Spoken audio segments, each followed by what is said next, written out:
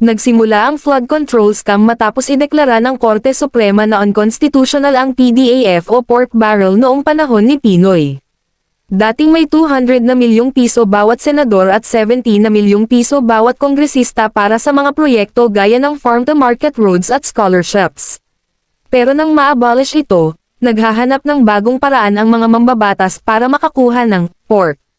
Sa panahon ni Duterte, muling nabuhay ang sistema sa anyo ng flood control projects. Dito nagsimulang pumasok ang mga malalaking kontraktor na konektado sa mga politiko. Ang mga proyektong ito, kadalasan flood control at kalsada sa liblib na lugar, ay perpektong oportunidad para sa korupsyon dahil mahirap silang i-audit. May mga kongresista at opisyal na naging kontraktor mismo, kumikita ng milyon-milyon sa SOP.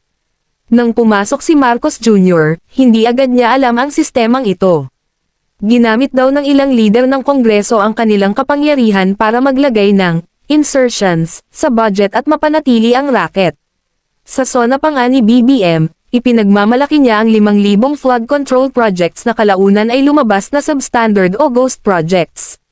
Nabunyag lang ang lahat ng mag-viral ang interview kay Sara Diskaya at nadiskubre ang yaman na galing pala sa ganitong scam. Dito tuluyang sumabog ang pinakamalaking kaso ng korupsyon sa kasaysayan ng bansa.